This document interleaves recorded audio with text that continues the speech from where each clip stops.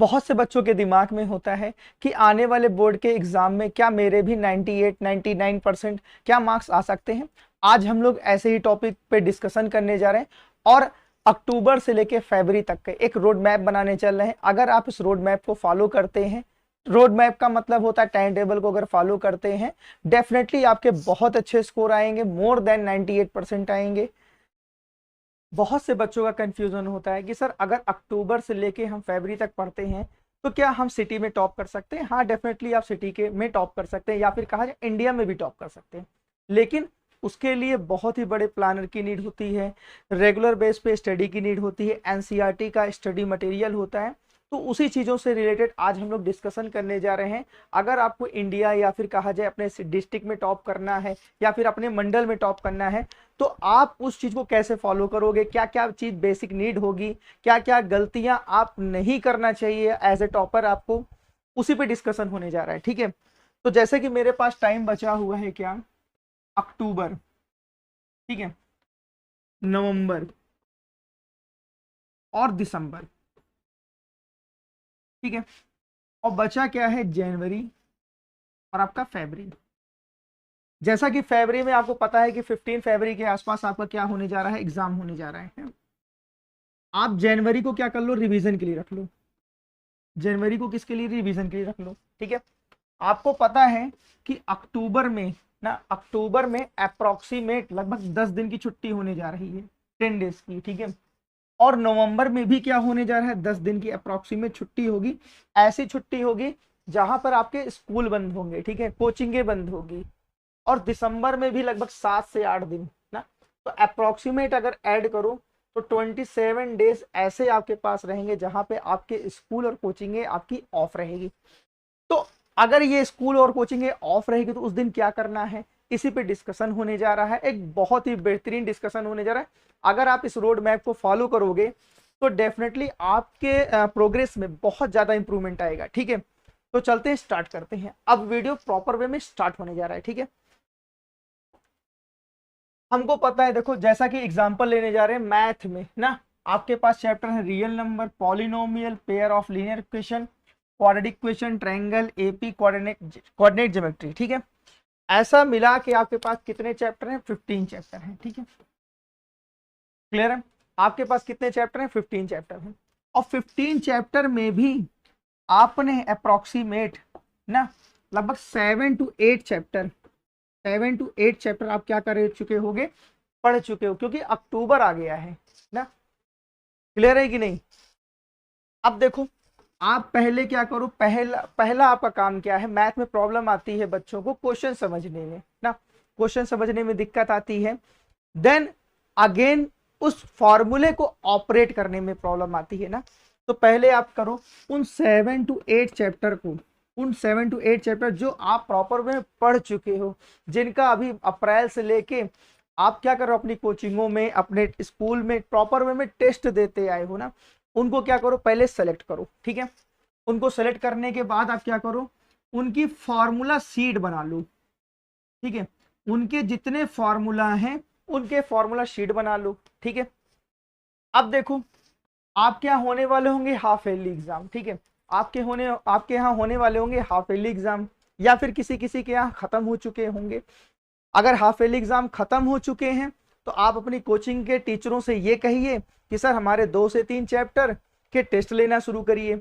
आप उन 8 चैप्टरों को ना, 8 चैप्टरों को एकदम जो अक्टूबर और नवंबर है ना, बेहतरीन वे में उनको क्या कर लो, एनसीईआरटी वे से, एनसीईआरटी कहा जाए ना, या फिर कहा जाए आपकी एग्जाम्पलर ना। अगर आप मैथ में एनसीईआरटी और एग्जाम्पलर को सॉल्व कर लेते हो ना, तो ना आरडी शर्मा की नीड है ना किसी बुक की नीड है। ठीक है, बस एनसीईआरटी और एग्जाम्पलर एकदम प्रॉपर वे में सॉल्व कर डालो, रट डालो, मतलब इतना प्रॉपर वे में रट डालो कि अगर तुमको कोई अगर आप सोते भी रहो, अगर आपको कोई उठाता है ना, तो कोई भी क्वेश्चन पूछता है तो आप खट्टे से लगा दो। ठीक है, तो आपको एनसीईआरटी एग्जाम्पलर पे इतनी अच्छी कमांड होनी चाहिए। फिर अब मार्केट में मिल रही होगी बहुत सारे पीवाईक्यू के सैंपल पेपर आ चुके होंगे, अमेजन पे देख लेना, फ्लिपकार्ट पे देख लेना, बहुत सारे पीवाईक्यू के बुक्स आ चुकी है मार्केट में। ठीक है, 2-3 के लिंक प्रोवाइड कर देंगे, उस पर आप जाके परचेस भी कर सकते हैं। ठीक है, किसी का ब्रांडिंग नहीं हो रही है, बहुत अच्छे अच्छे बुक्स आ चुके हैं, आप जाना वहां से परचेस कर लेना। बढ़िया से PYQ लगा डालो। यहां तक तो ठीक है, यहां तक तो हर बच्चा करता है ना? तो क्या वो टॉप कर पाता है? नहीं कर पाता। बस क्यों नहीं कर पाता, अब समझो। ऐसे बहुत सारे क्वेश्चन होंगे जो तुम्हारे फंसते होंगे। ठीक है, ऐसे बहुत सारे क्वेश्चन होंगे जो तुम्हारे फंसते होंगे ना। उनके लिए क्या बनाओ, एक शीट बनाओ। उनके लिए एक A4 पेज पे शीट बनाओ, या फिर कहा जाए एक कॉपी बनाओ। ठीक है, और आपके चाहे मैथ की बात करें, चाहे साइंस की बात करें, चाहे इंग्लिश की बात करें, जो भी चीज टॉपिक आप क्या कर रहे हो, रिवीजन कर रहे हो, और जो भी चीज आपकी फंस रही है ना, उसको क्या करो, जो क्वेश्चन आपका फंस रहा है उस पर लिखते जाओ। ठीक है, जैसे सपोज करो आज 25 सितंबर है ना, तो 25 सितंबर को आज मेरे कौन कौन से क्वेश्चन जो थे, सपोज करो आज मैं ट्रिग्नोमेट्री लगा रहा था, तो ट्रिग्नोमेट्री में मेरे कौन कौन से क्वेश्चन फंसे थे उसको लिख डालो। आज मैंने केमिकल रिएक्शन एंड इक्वेशन को पढ़ा है केमिस्ट्री में, उसमें कौन कौन से टॉपिक मुझे समझ में नहीं है, इसको लिख डालो यार। आज मैंने मैग्नेटिक्स पढ़ा हुआ है, मैग्नेटिक पढ़ा है, नहीं समझ में आया है, कौन सी डेफिनेशन नहीं समझ में आई है, लिख डालो ना। अब आपके पास, आप 5 डेज में क्या करो, बढ़िया से 5 डेज आप उसको क्या करो, बहुत अच्छे से उस रजिस्टर को मेंटेन करो। जो आपका सैटरडे और संडे होगा, सैटरडे और संडे उसको क्या कर दो, रिवीजन के लिए रख लो, उसको रिवीजन के लिए रख लो। हो भी सकता है सैटरडे को आप क्या करो, बहुत टाइम बाद यार आप स्कूल मत जाइए, या फिर कहा जाए कोचिंग मत जाइए, या फिर आपसे देखो 27 दिन तो है ही यार तुम्हारे पास ना, छुट्टियां तो होने ही वाली है ना। कहा जाता है ना, अगर आप 5 से 6 दिन में बढ़िया से मेंटेन कर लो, आपके 2-2 क्वेश्चन बढ़िया से फंस रहे हैं, 2-2 क्वेश्चन मैथ में फंस रहे हैं, 2 केमिस्ट्री में फंस रहे हैं, 2 फिजिक्स में कंटिन्यू अगर फंस रहे हैं, उस पर लिखते जा रहे हो, देखो टॉप वही करेगा जो अपनी प्रॉब्लम से निकलेगा। ठीक है, टॉप वही करेगा जो अपनी प्रॉब्लम से निकलेगा। ऐसा नहीं है कि आप सोचो कि हमारे जो क्वेश्चन फंस रहे हैं हम उसको भी सॉल्व ना करें और हम टॉप भी कर जाएं, ऐसा कुछ नहीं होने वाला है। ठीक है, तो बिल्कुल एकदम जब तक आपकी क्वेरी नहीं सॉल्व होगी, या फिर कहा जाए वो क्वेश्चन जो आपके फंस रहे थे वो जब तक आपको रट नहीं लेंगे, रट्टा नहीं मार लेंगे, मतलब रट्टे का मतलब ये नहीं कि मैथ को रट लो, जब तक आप 8-10 बार लगा नहीं लोगे यार, तब तक कुछ नहीं होने वाला है। तब तक आप टॉप करने के बारे में सोचना भूल जाओ। ठीक है, आप क्या करो, उसको सैटरडे को संडे को बैठ के बढ़िया से तड़ तड़ तड़ तड़ मार दो। ठीक है, 1 हफ्ते का शेड्यूल देखो, 2 हफ्ते का शेड्यूल देखो, 3 हफ्ते का शेड्यूल देखो, बहुत अच्छे से आपकी मैथ की तैयारी हो जाएगी, आपकी साइंस की तैयारी हो जाएगी। अब बात फंस रही है कि सर कितने घंटे पढ़ा जाए ना, बहुत से बच्चों का कंफ्यूजन होता है कि सर सुबह 7 बजे हम स्कूल जाते हैं ना, हम 7 बजे स्कूल जाते हैं और शाम को 7 बजे हम कोचिंग से आते हैं, 7 बजे स्कूल जाते हैं और 7 बजे शाम को कोचिंग से आते हैं, सर हमारी बॉडी में बिल्कुल जान ही नहीं बचती है यार। कहा जाता है ना कि अगर आपको एक लौता इस इंसान बनना है तो अपना पथ या फिर कहे अपना मार्ग को एकदम दूसरों से डिफरेंट करना पड़ेगा। हर वही काम करना है जो दूसरा नहीं कर रहा है। अगर शाम को 7 बजे आने के बाद सबकी बॉडी थक जा रही है, तो आपको, अगर आपने सोचा है कि आपकी माँ ने ये सोचा है कि आप मेरा बच्चा टॉप करेगा और आपने ये सोचा है कि मैं टॉप करूंगा, तो उस 7 बजे के बाद भी आपको पढ़ना पड़ेगा। ऐसा नहीं कि आप आओ सो जाओ यार, इतना तो कह सकते हैं 2 घंटे तो पढ़ सकते हो ना, 2 घंटे ही सफिशियंट है, ऐसा कुछ नहीं है। अब देखो उस 2 घंटे को कैसे पढ़ा जाए। देखो मैथ में यहाँ पे देखो, यहाँ पे क्या लिखा हुआ है, 1 मिनट, थोड़ा सा राइट ज्यादा हो गई। ये साइंस की तुम्हारी शीट है। ठीक है, साइंस में तुम्हारे क्लासेस को दिखा दे रहे हैं। देखो यहाँ पे केमिकल रिएक्शन एंड इक्वेशन है, एसिड बेस सॉल्ट है, metal non metal carbon compound है। ठीक है, आप क्या करो, इनको बढ़िया से तैयार कर डालो। ठीक है, छुट्टियां आने वाली है, छुट्टियां आने वाली, इनकी प्रॉपर वे में नोट्स बना डालो। जब इनकी प्रॉपर वे में नोट्स बना डालोगे, डेफिनेटली तुम्हारा बहुत अच्छी प्रोग्रेस हो जाएगी। और ऐसे फिजिक्स बना डालो।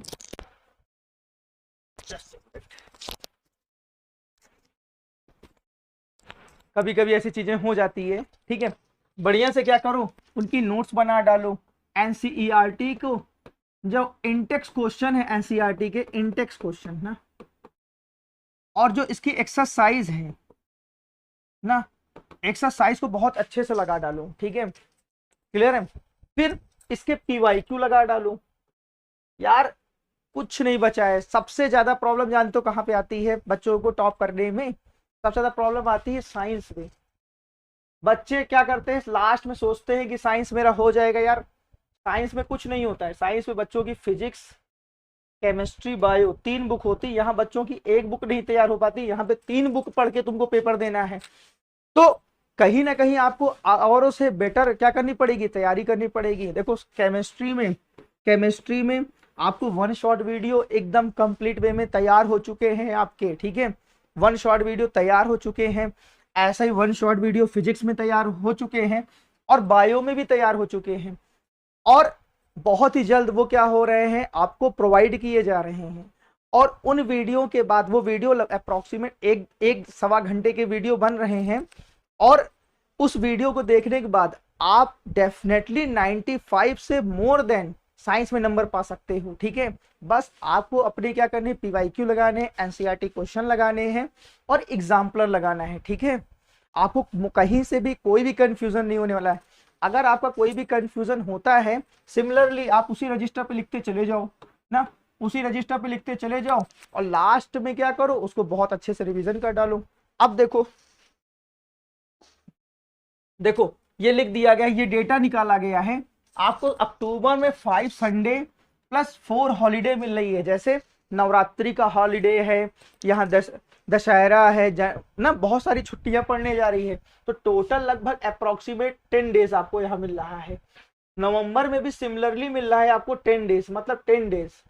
और आपको दिसंबर में लगभग मिल रहा है 7 से 8 दिन, मतलब आपको 1 मंथ संडे और छुट्टियों को लेके मिल रहा है।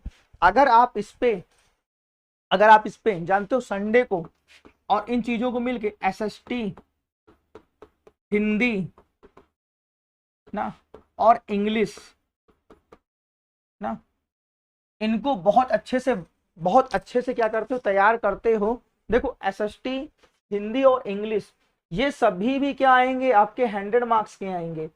और सपोज करो, मैंने तो बहुत सारे ऐसे बच्चे देखे हैं जिनके मैथ और साइंस में बहुत अच्छे स्कोर आते हैं, मतलब मोर देन 95% आते हैं। लेकिन कभी कभी क्या होता है, किसी बच्चे का वो हिंदी नहीं पढ़ा होता है, तो उसके 10 से 20 नंबर कट जाते हैं, तो डेफिनेटली वो तो पीछे आ गया ना। क्योंकि 500 में आज जो सीबीएसई का क्राइटेरिया चल रहा है, सीबीएसई में 500 में से जो 499 अप्रोक्सीमेट पाता है ना, वही टॉप करता है। या फिर कहा जाए 500 में 500, अगर आपको पूरे इंडिया में टॉप करना है तो 500 में 500 की नीड होगी। और अगर डिस्ट्रिक्ट की बात किया जाए तो 499 से 495 के बीच में अगर आपके नंबर आते हैं तो आप डेफिनेटली डिस्ट्रिक्ट टॉप करोगे, ठीक है।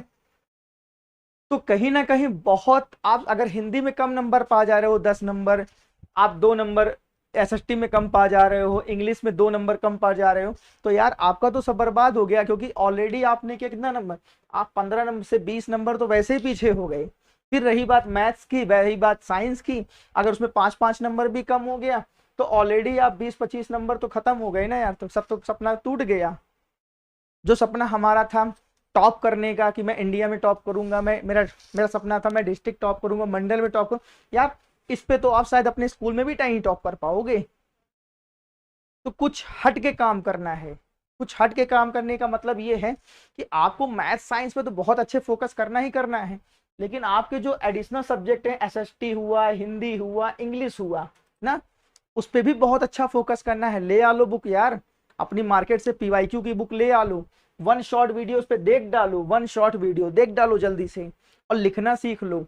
अब एक बहुत ही बड़ा कंफ्यूजन बच्चों का रहता है कि सर लिखा कैसे जाए। उस पर हम लोग पूरा कह रहे हैं 10 मिनट 15 मिनट की टॉपर्स कॉपी को लेके डिस्कशन कर रहे हैं कि कैसे लिखा जाए, कैसा टॉप बच्चा लिखता है, जो डिस्ट्रिक्ट टॉप करता है, जो इंडिया में टॉप करता है। उन कॉपियों को हम लोग क्या कर रहे हैं, डिस्कशन कर रहे हैं अपने पैनल पे, या फिर कहे अपने डिजिटल प्लेटफॉर्म पे, सुधाकर सर क्लासेस पे। और आपको ये भी बता दें, यहाँ पे कोई फालतू की नोटिफिकेशन नहीं आती कि कोई एडवर्टीजमेंट हो रहा है या फिर ऐसा। तो आप बेल आइकॉन को आप क्या करिए, सब्सक्राइब कर लीजिए, चैनल को सब्सक्राइब कर लीजिए, बेल आइकॉन को प्रेस कर दीजिए, जिससे आने वाले जो भी वीडियो रहे ना, बेसिकली यहाँ पर 10th और 12th से रिलेटेड ही काम हो रहा है। ऐसा नहीं है कि 9th और 11th के भी कुछ चीज़ें अपलोड हो रही है। जो भी मटेरियल प्रोवाइड किया जा रहा है वो बोर्ड से रिलेटेड प्रोवाइड किया, और वो 10th और 12th दोनों के लिए सिमिलरली होगा। ऐसा नहीं है कि अलग होगा, बस उनके सिलेबस अलग हैं, इनके सिलेबस अलग हैं, बस सिलेबस लेकिन लिखने का तरीका तो एक ही है, प्लानिंग तो एक ही है। सिलेबस भले ही डिफरेंट का हो, लेकिन प्लान तो एक ही करोगे आप। आपके भी 3 घंटे के पेपर होंगे, अगले के भी 3 घंटे पेपर होंगे, ठीक है। तो वीडियो को लाइक करिए, चैनल को सब्सक्राइब करिए। Thank you.